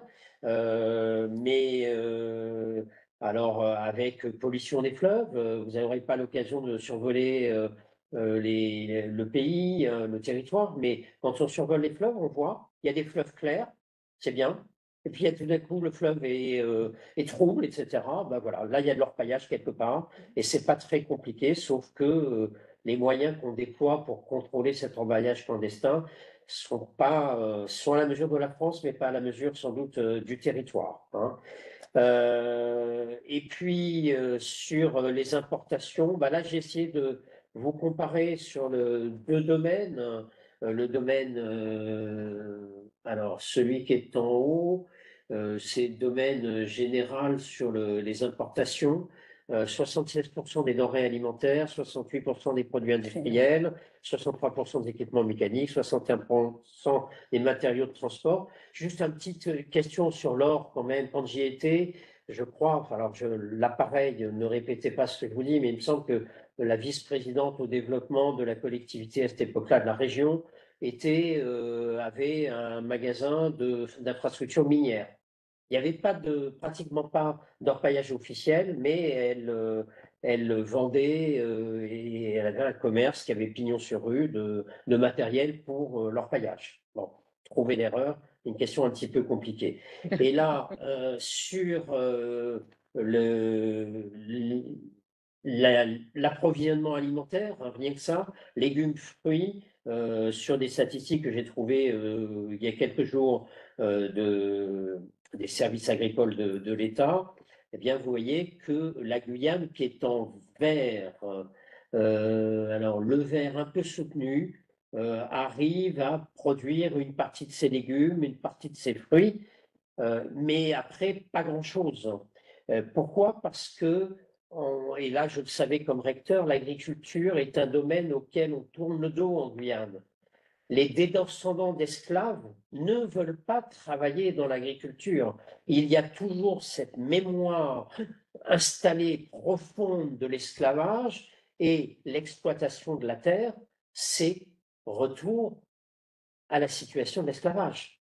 Et donc, le créole a tendance fortement à tourner le dos à l'exploitation agricole, et du coup, ce sont des populations importées qui n'ont d'ailleurs pas été très bien accueillies au départ, les Hmong, qui étaient des armées auxiliaires avec leurs familles de l'armée coloniale française dans le sud-est asiatique, qui ont été transportés pour survivre dans différents horizons, et notamment en Guyane. Il y a eu des manifestations assez sévères lorsqu'ils sont arrivés. On ne voulait pas de ces Asiatiques. Et aujourd'hui, finalement, ils produisent, si vous allez au marché de Cayenne, et j'espère, vous verrez que la production maraîchère, c'est essentiellement cette population d'origine laotienne, des Hmong aujourd'hui, qu'on a installé vraiment au milieu de nulle part, que ce soit du côté de Mana, à l'ouest guyanais, ou du côté de Cacao, au milieu de la forêt, et qui ont défriché, fertilisé, etc. Alors, leur demandez pas quels produits phytosanitaires ils mettent sur leurs produits, parce que 40 degrés et humidité permanente, c'est vrai que la plupart de nos produits phytosanitaires n'y résistent pas. Donc, on voit beaucoup d'importations de produits clandestines, de produits interdits qui passent la frontière du Suriname et qui arrivent. Voilà, et vos légumes, lavez-les bien si vous en mangez. Voilà, question complexe de l'octroi de mer, hein, question de la dépendance énergétique. On a cru à un moment que la Guyane aurait du pétrole. Je crois que c'est Total qui avait mené une opération de prospection dans les années 2010, qui n'a pas été fructueuse, alors qu'elle a été extrêmement fructueuse au Guyana, deux pays plus loin, et au Suriname, pays voisin, et qui commence à démarrer l'exploitation de pétrolière. Et donc, pour la Guyane, c'est une question complexe. La question des importations, il faut aller jusqu'au bas du bas. On ne fait pas arriver un cargo à Cayenne ou au port de Cayenne ou au port de Kourou, parce qu'à cause de ce que je vous ai décrit au départ, cette dérive littorale avec ce limon, eh bien, les littoraux s'ensablent en permanence. Et donc, on est obligé de décharger les gros cargos, soit par un marigot, soit à Caracas, soit aux Antilles, et on les fait passer sur des cargos avec plus faible tirant d'eau pour qu'ils puissent arriver jusqu'au port de Cayenne dans un chenal qui est dragué en permanence, etc. Donc, c'est des questions complexes, question de l'approvisionnement énergétique, de l'octroi de mer également. Et là, regardez ce que je vous ai mis, un petit truc que j'ai trouvé dans une brochure de l'INSEE la semaine dernière, avec une terminologie qui m'a laissé pantois. En Guyane routière, 41 des personnels de 15 à 64 ans sont en emploi. Pourquoi routière? Le reste du territoire? Eh ben, en fait, c'est parce que c'est là que les enquêteurs de l'INSEE peuvent aller. Et donc, ils ont inventé à l'INSEE cette terminologie pour dire, voilà, sur la Guyane, du littoral, mais c'est un petit peu plus profond que le littoral, parce que maintenant, il y a une route qui va jusqu'à Patou, le long du Maroni, etc. Guyane routière. Et au-delà, les statistiques, on ne les connaît pas sur l'emploi. C'est assez simple, hein. Alors, je vous ai mis en rouge les choses dont je voulais vous parler, le RSMA, un régiment du service militaire adapté qu'on retrouve partout dans les Outre-mer, qui fait un travail admirable de resocialisation des jeunes qui partent dans le décor, qui partent en vrille, et qui leur donne des formations. Sauf que le RSMA ne s'intéresse qu'à la population de citoyenneté française.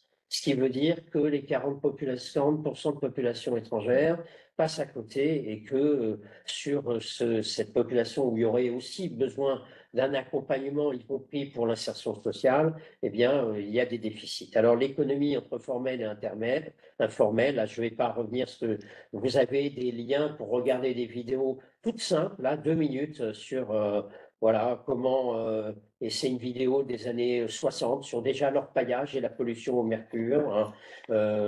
Parfois, il y a d'autres produits toxiques qui sont utilisés aujourd'hui. Et puis sur l'orpaillage illégal, vous avez une petite vidéo aussi qui… Regardez, ça vous prendra au total, les vidéos vont vous prendre 10 minutes, un quart d'heure maxi, mais je trouve que c'est très évocateur. J'ai essayé de les choisir pour vous faire poser un certain nombre de questions. La drogue, je vous en ai parlé en introduction, on arrive à la conclusion, mais c'est un vrai problème, et un vrai problème d'ailleurs qui est soluble. Je vous donne l'exemple, avant, la drogue colombienne s'embarquait beaucoup à l'aéroport de Paramaribo, au Suriname, jusqu'aux années 80. Ça sortait par les avions qui arrivaient à Amsterdam, et là, c'était diffusé voilà, par tonnes, hein, par valise entière, etc., par container. Bon. Et puis, finalement, Amsterdam, La Haye n'est pas très loin, le tribunal, la Cour pénale internationale. Il y a un moment, ils ont dit c'est pas possible. Et donc, ils ont mis un contrôle extrêmement vigilant à l'arrivée, à l'entrée des Pays-Bas. Et finalement, le circuit s'est pratiquement tari. Il n'y a plus de cocaïne qui sort de Paramaribo par l'avion et qui va en Europe. Les trafiquants ont trouvé le relais de Cayenne. À Cayenne, alors j'espère que c'est mis en place, peut-être que oui. Quand j'y étais, on parlait de l'arrivée du premier scanner. On a vécu jusqu'au milieu des années 2010 sans scanner à l'aéroport.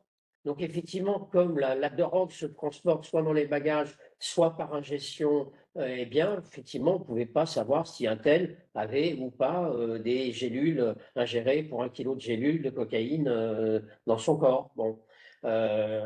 Et donc aujourd'hui, eh bien, il a été freiné à l'automne 2023, ce trafic, mais freiné seulement parce que maintenant on demande à l'embarquement à l'aéroport, à partir de l'automne 23, on demande l'adresse de destination, on demande où est-ce que vous allez, qu'est-ce que vous allez faire, etc.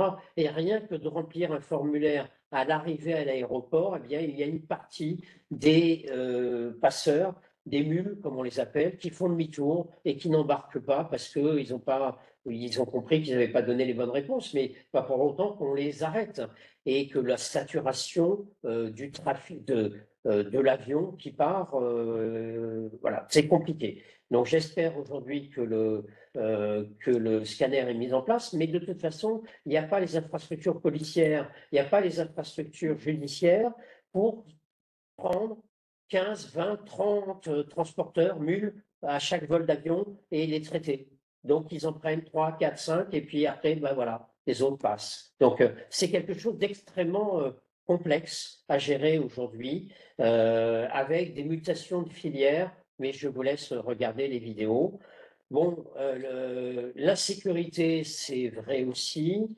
On peut vivre merveilleusement bien en Guyane, et moi, j'y ai vécu merveilleusement bien, mais on se protège un peu, on fait quand même attention quand on se déplace, on ferme les portes de la voiture, on a souvent une alarme chez soi, voilà, ça dépend des conditions de vie, hein, mais et les taux d'homicide sont, c'est vrai, forts, mais ils sont souvent dans les quartiers pauvres, dans les quartiers informels, plus qu'ailleurs, même si l'insécurité existe pour les autres également. Alors, la Guyane et le monde, eh bien voilà, c'est une carte qu'Hervé a faite avec d'autres chercheurs géographes. Ce qui est intéressant, c'est qu'effectivement, la Guyane, elle communique mal avec l'extérieur. Si on regarde par exemple l'aéroport de Cayenne aujourd'hui, j'ai vérifié aujourd'hui, eh bien la Guyane, elle communique avec qui? Elle communique avec Paris, elle communique avec les Antilles, Fort-de-France, elle communique une fois par semaine avec Belém, mais ça dépend des années, parfois ça ne marche pas, et il n'y a aucune communication extérieure. Et donc, ce qui est terrible, c'est quand on lit, par exemple, sur le site de la CCI, je l'ai reconsulté aujourd'hui, ça y est toujours, CCI Guyane, que finalement, la Guyane a le potentiel d'un véritable hub en Amérique du Sud, etc. La Guyane, aujourd'hui, c'est une impasse. Hein. Et c'est compliqué. Moi, je me souviens la première fois que j'ai voulu aller rendre visite au gouverneur de la MAPA voisin, eh bien, effectivement, j'y suis allé en voiture, je ne sais plus combien, 4 heures, 5 heures, quand il ne pleut pas trop fort, jusqu'à Saint-Georges-de-l'Oyapock. Hein. Je suis passé en pirogue, le pont n'était pas en fonctionnement.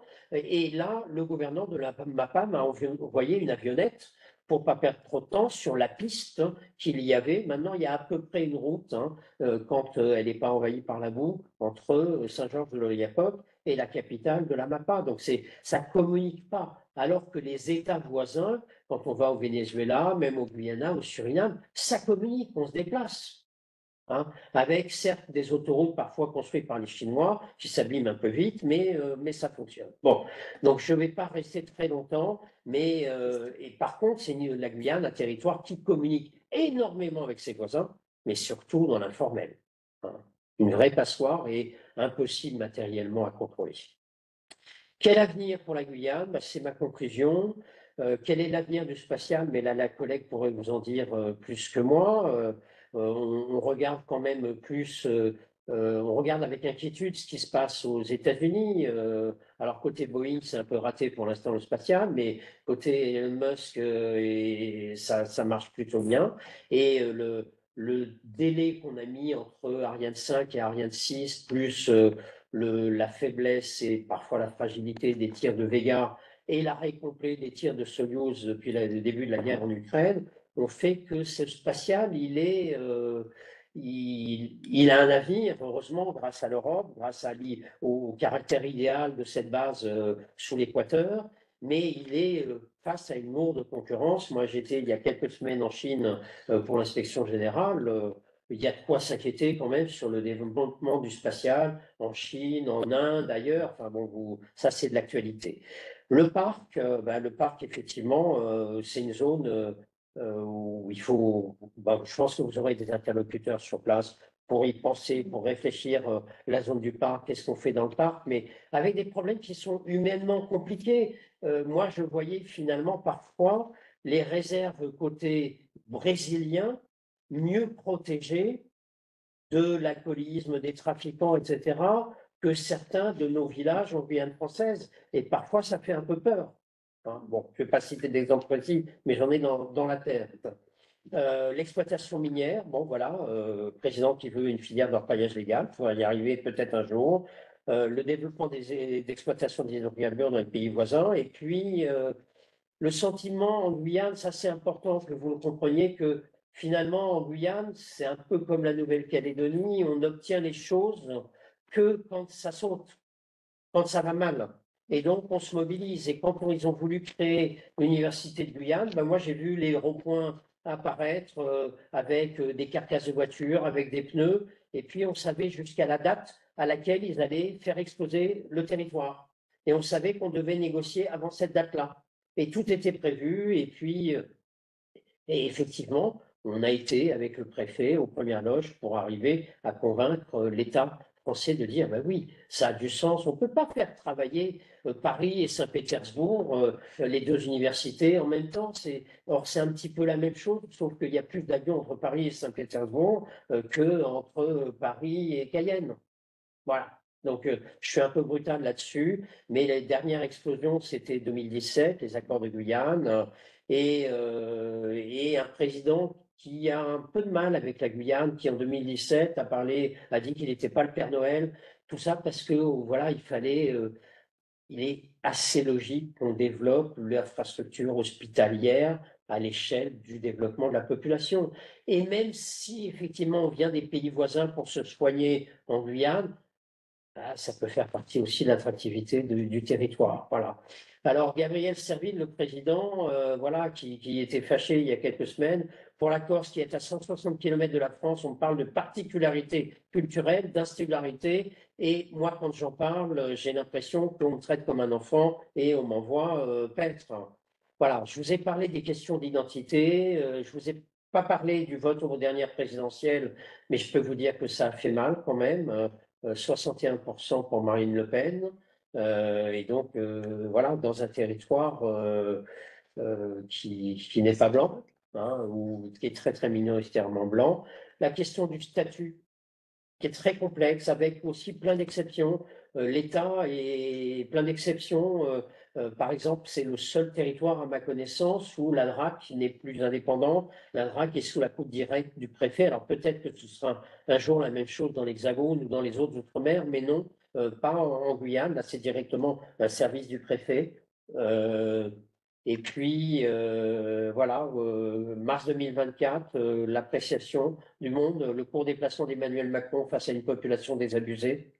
Et puis, voilà, des souvenirs, la mémoire aussi des grandes figures de la Guyane. Justin Catallier, 1959, qui le premier a vraiment porté la voix de l'autonomie dans les chambres parlementaires françaises.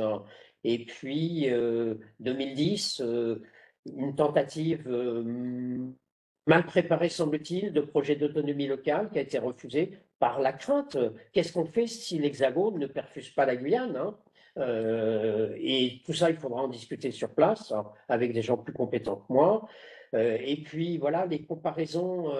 Voilà, on veut bien se comparer à La Réunion. La collègue Rari part à La Réunion parce que, voilà, il y a des choses qui se passent à La Réunion, et quand on voit qu'on est capable de faire des infrastructures à 1 million d'euros, 1 milliard d'euros l'infrastructure à La Réunion, 1 milliard d'euros pour aller chercher l'eau des volcans et l'apporter dans l'ouest de La Réunion, 1 milliard d'euros pour la moitié de la route du littoral. Eh bien, effectivement, quand on voit qu'on annonce des centaines de millions en Guyane, pour les Guyanais, c'est difficile. Voilà. Et je termine avec Christiane Taubira, et je suis désolé, j'ai parlé un peu trop, je vais vous laisser quand même poser des questions, mais on aura le temps, il y a le voyage, il y aura le séjour. Christiane Taubira, mars 2024, on est dans l'impasse, le plaquage du système français en Amazonie demeure une absurdité. Alors il faudra lui poser la question de ce qu'elle met derrière ça. Hein. Je vous laisse avec une bibliographie, alors qui est passée un peu vite, désolé, vous l'aurez dans le PowerPoint qu'on va vous faire envoyer. Il y a pour moi un livre, si vous voulez vous distraire, prenez les livres de Colin Niel. Il y a la trilogie guyanaise, superbe. Franchement, il a été directeur adjoint du parc amazonien, il connaît ça par cœur. Et par polar, il décline finalement une question d'identité, question amérindienne, question bushinagé, question créole, etc. C'est remarquable. Il y a les 2 séries. Alors, elle sera dans la bibliographie. Il y avait une série qui est récupérable, je pense, sur arte.tv, etc., qui était pas mal, pas très ambitieuse, mais pas mal, qui dit des choses quand même. Et puis, il y a eu la série sur Canal+, bien plus violente, autour de l'orpaillage, etc. Moi, je n'y ai pas eu accès, donc voilà, je ne l'ai pas regardé. Et puis, si vous voulez, Black Label, quand même, de Léon Gontran-Damas, ça a du sens. Voilà, je vous laisse poser des questions. Ouais, bon, prendre quelques minutes pour poser quelques questions, si vous voulez. Peut-être arrêter votre projection. Le partage. Comme ça, je peux mettre tout le monde en ligne. Alors, j'ai pas l'impression qu'il y ait beaucoup de questions. Je ne vois pas. Alors, la Drari, la collègue. Alors, Nadine, voilà. Nadine Amusant. J'espère ne pas dire trop de bêtises. Alors, si vous pouvez remettre, voilà, super, votre caméra. Mais s'il y a des questions des auditeurs, je veux bien laisser encore le temps de chacun de s'exprimer, puis j'interviendrai un peu vers la fin peut-être. Alors, pour l'instant, je ne vois pas de questions, ni dans le chat, ni auprès des auditeurs, mais dites-nous. Voilà, donc je reprends le temps un petit peu de me présenter parce que du coup, je suis arrivée un peu en retard et ça m'a un peu, j'avais l'impression d'être arrivée au milieu d'une salle, voilà, alors que tout avait commencé. Donc, en fait, je me présente Nadine Amusant, je suis donc déléguée régionale à la recherche et à la technologie. C'est donc le seul territoire où le D2RT n'est pas devenu un DRARI comparativement aux autres régions où du coup, il a été rattaché beaucoup plus spécifiquement au recteur, tandis qu'en l'occurrence, sur le territoire, on est resté rattaché à la préfecture, ce qui permet de pouvoir justement de faire ce lien avec l'ensemble des politiques publiques qui sont mises en œuvre et de voir un peu comment la recherche elle peut accompagner cela lorsque c'est possible. Donc je vous remercie pour cette présentation du territoire. C'est vrai que moi, j'ai juste un peu peur en me disant, j'espère que quand même, ils vont arriver avec quand même, voilà, avec une envie vraiment de le voir, parce que c'est vrai que c'est un territoire qui est particulièrement complexe, avec ses spécificités que vous avez bien mis en avant. Et je crois que c'est l'intérêt, je pense, de cette visite de ces auditeurs, c'est de pouvoir véritablement, venir à la rencontre de ces spécificités, mais cette spécificité qui en fait aussi une richesse. Et vraiment, l'intérêt pour le territoire, c'est de pouvoir, je vais le dire comme ça, surfer sur ces spécificités de façon à sortir gagnant de tout ça. Donc, c'est vrai qu'on a des problèmes structurels qui sont assez importants. Le problème d'un territoire qui, au niveau du littoral, est beaucoup mieux maillé que ne sont les communes qui sont sur le fleuve. Cette diversité culturelle est à la fois une richesse, mais aussi complexe quand on va rentrer sur d'éducation. Et donc, derrière, on va devoir avoir des approches assez innovantes pour pouvoir justement accompagner toute cette jeunesse. Je vous rappelle qu'il représente près de 50% de la population. Et puis, je pense qu'aussi, ce territoire, sa richesse, c'est son environnement, c'est sa forêt. C'est quand même 90% du territoire. Du coup, ça fait un territoire qui est particulièrement attractif pour les acteurs de la recherche parce qu'on y trouve une bonne partie des organismes de recherche avec une université qui est jeune, mais qui est aussi très proactive. Elle vous expliquera. Elle a été notamment lauréate d'un grand nombre de financements sur France 2030, qui lui permet justement de pouvoir avoir une politique de site qui soit ambitieuse en s'appuyant notamment sur les organismes de recherche qui sont impliqués. On a notamment ici présent monsieur Perfit, et donc avec des chercheurs qui viennent véritablement pour apporter leur contribution dans l'acquisition de connaissances, parce que c'est vrai que ce qui est indispensable pour nous et le socle de base, c'est d'avoir de la connaissance et d'avoir de la donnée pour pouvoir ensuite alimenter l'ensemble des acteurs, que ce soit les décideurs ou la puissance de l'État, de façon à pouvoir avoir des actions qui puissent répondre aux enjeux de ce territoire et surtout aux attendus de la population. Donc, moi, ce que j'ai envie de mettre en avant, c'est ses forces, c'est cet environnement. C'est vrai que sa voie de valorisation, c'est dans le secteur savoir de valorisation économique, ce sera dans le secteur de la bioéconomie et c'est un peu en séquence avec un peu la visite du président qui a eu lieu notamment avec nos voisins, avec cette ambition de mettre un plan d'investissement. Et c'est vrai que c'est là-dessus qu'on va devoir se concentrer, c'est là-dessus qu'on va avoir besoin justement, notamment de tous ceux qui sont porteurs de cette connaissance et donc la présence de l'ensemble des organismes de recherche et des structures qui abordent aussi sous cet angle-là la connaissance, pour moi, est vraiment primordial, de façon à ce qu'on puisse avoir cet échange-là et de voir comment la science, comment la connaissance, elle peut justement éclaircir, elle peut éclairer les décideurs, les institutionnels dans leur stratégie de mise en œuvre d'actions qui répondent à des besoins de développement économique, des besoins de protection de population sur leur santé, etc. C'est vraiment primordial. Donc, voilà. Sur certains domaines, on va avoir des choses assez bien réussies. Je pense notamment dans le domaine des ENR, où on est l'un des territoires où on est en train de on peut mettre en avant le CNES. Il y a avec notamment des projets de verdissement avec de la production d'énergie au niveau hydrogène. C'est vraiment un territoire qui peut à la fois être porteur d'innovation pour pouvoir proposer des solutions qui peuvent ensuite tout simplement inspirer d'autres régions dans des zones tropicales. C'est un territoire qui justement étant sujet à toutes ces problématiques qui sont en lien avec le changement climatique, peut être aussi porteur de solutions pour d'autres territoires qui vont devoir faire face à ces mêmes conséquences des enjeux de transition écologique, de changement climatique. Donc voilà, j'ai envie de mettre tout ça en avant et votre regard et les échanges que vous allez avoir avec les différents acteurs que vous allez présenter.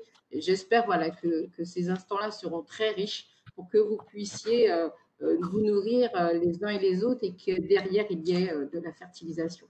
Voilà. J'ai oublié quand même, je tiens à signaler mon organisme d'appartenance. Je suis chercheur dans le domaine des sciences du bois et je fais partie, donc, je suis chercheur du CIRAD. Voilà.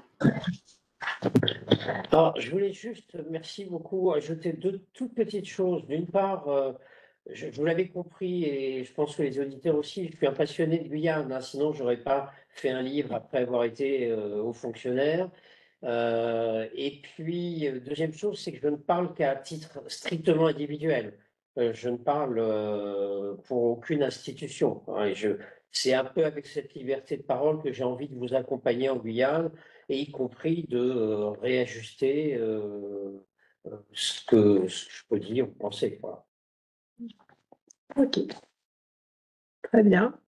Eh bien, nous vous remercions donc, de votre présence pour les auditeurs, de votre futur accueil donc, pour les intervenants. Voilà, Monsieur Roland, de votre accompagnement tout au long du voyage. Et donc, nous nous retrouvons jeudi prochain, pardon, pas jeudi prochain, vendredi prochain, le 24 à 8h30, pour une journée donc d'atelier, hein, comme vous le savez. Donc, accueil à partir de 8h30, début des